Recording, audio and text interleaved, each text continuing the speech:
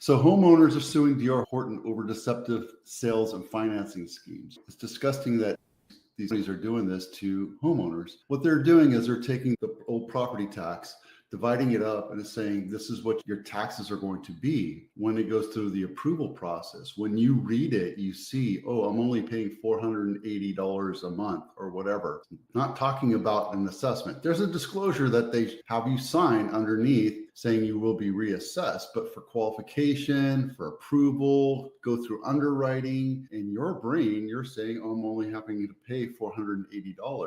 This has been happening a long time. And by the way, when a broker shows you the numbers, it's with the estimated new tax numbers. Because if you buy a house for $500,000 or $5 million, you're going to be reassessed at the new number, not the old number. And it's illegal, it's loan fraud, and Dior Horton should have, not just Dior Horton, all the homeowners, new home builders that are doing this is deceptive, because what they come in and do is say, hey, if you use our lender, which we'll get a kickback for it, whatever they want to call it, they'll say, we'll give you some incentives. We'll give you $10,000 towards upgrades of the house, but you can get this $10,000 if you use our lender. So it pushes a regular broker out of the way, and it's deceptive. It's deceptive in multiple ways because it allows them to prove you for more house without the tax. And when the tax assessment comes and gets reassessed, it screws the homeowners. And it's been happening over and over again. I don't know why it's not working, but it's not. So anyway, at the end of the year or sometime in between, the county comes back and says, hey, guess what? Here's your new tax assessment. You owe us $1,500, or let's say $1,000 times the last 8 months. Oh, it's $8,000. And by the way, your new payment is now $1,500 more. That screws you as a consumer, and it's deceptive, and it's shame on you.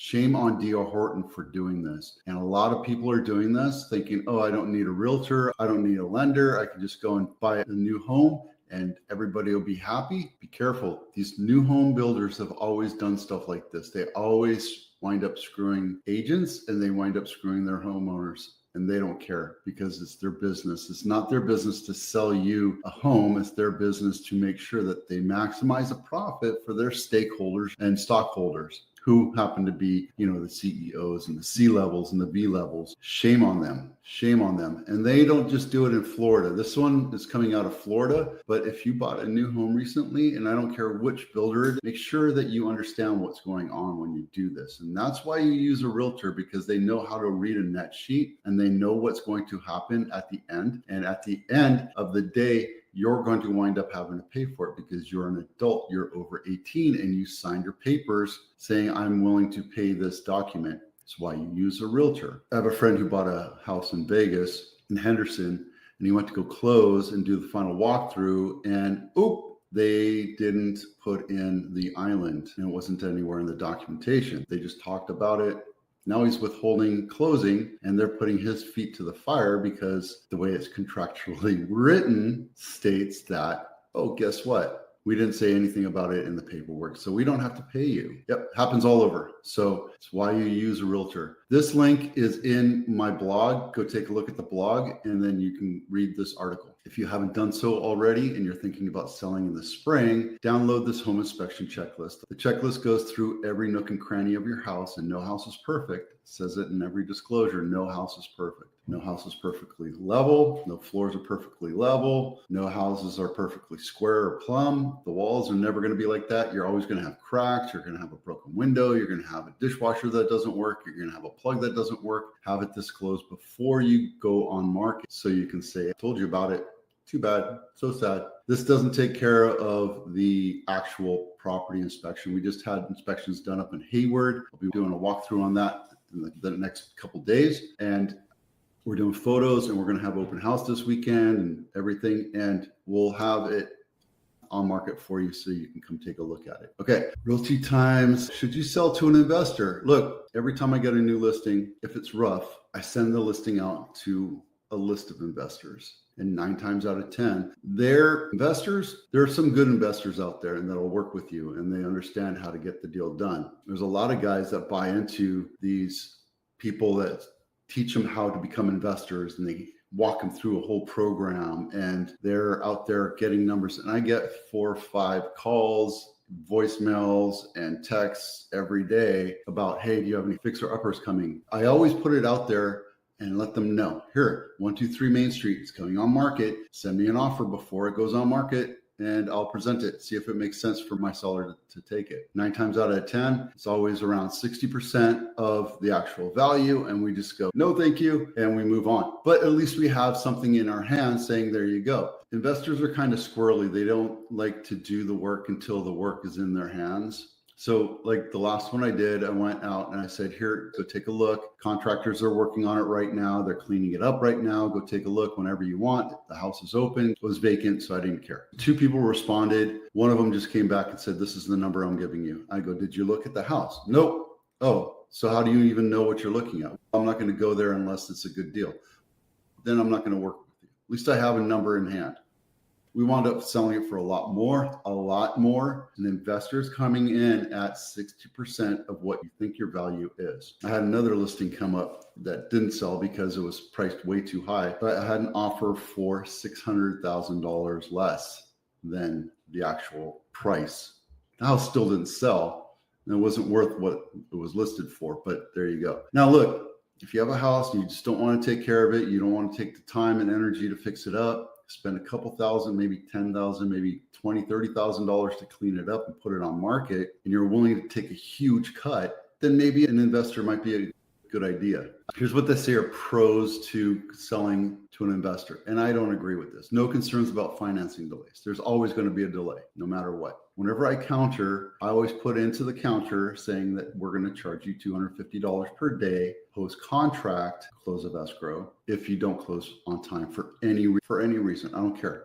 And it's normally the lender that comes up with it. And 95% of the people out here are using hard money loans. A hard money loan is basically where it's not a Fannie Mae loan. It's private investors. And I invest into these guys as well. So I understand. Just giving you the education here. I invest into this knowing that I'm going to get 11, 12, 13, 15% annual interest on this. On top of that, if I was going to buy it as an investor, I had to pay 2-3 points of that loan amount. And these loans are anywhere from there was one today for $1.5 million, but they could be $2 million, $3 million. They just need to get into the house, substantiate it, fix it up, and then flip it. So there's always going to be delays, right? If you're a hoarder, you can leave it as is. They will come and clean it out. It's absolutely a positive to that. It might be broken, might be need a new fridge, new dishwasher, new bathrooms, etc.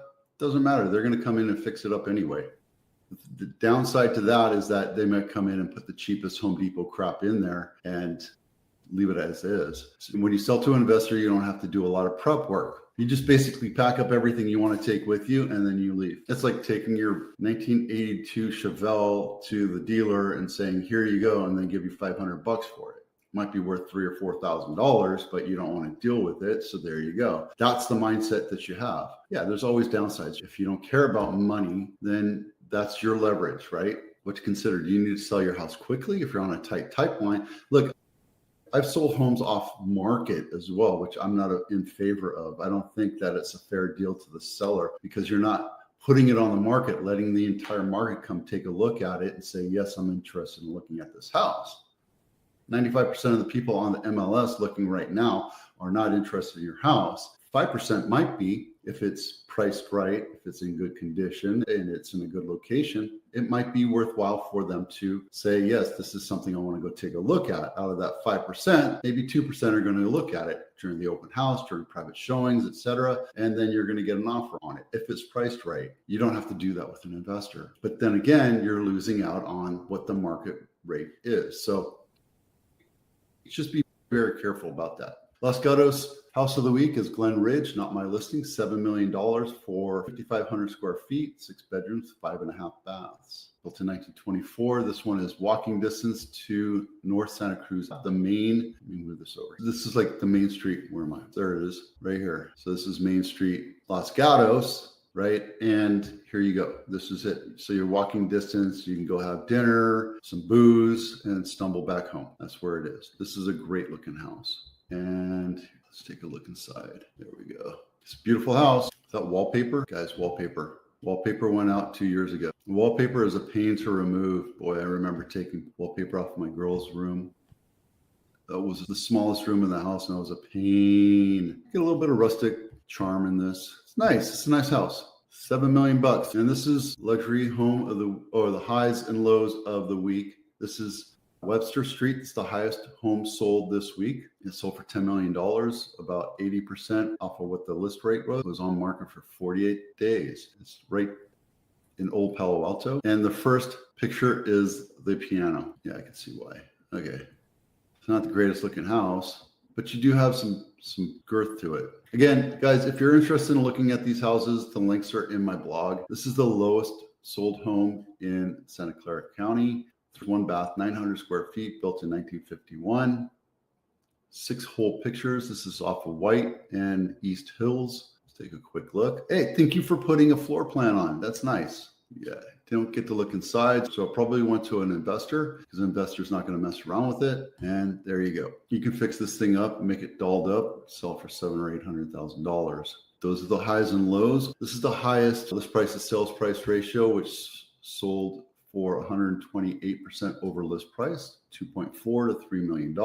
This is Gloucester Court in Sunnyvale. Sold in 7 days. 4 bedroom, 2 bath, 2,000 square feet, built in 1958. Could take a quick look at it. Yeah, nicely dolled up, updated kitchen. Nice. They did a good job on this. And thank you for putting a floor plan on. It's not that hard. And let's see. This is the lowest sales price to list price, which sold for about 80%, 80% off market. 1.5 to 1.2, took 21 days to sell. This guy was distressed. This is in Foxworthy Ave, San Jose. Let's take a look inside. 4 bedroom, 2 bath, 1,500 square feet, built in 1956. Only 1 picture. Okay, well, there you go. Fix it the way you like. So this one's a total fixer-upper. There you go. And again, these numbers are on my blog, so you can come take a look at it. That's it for now. Thanks for watching. I drove home from Vegas last night. I'm here for a few weeks, and then I'm back for a few weeks. We have birthdays and competitions and Thanksgiving and yada. So I'll be back and forth a little bit. It's nice having my parents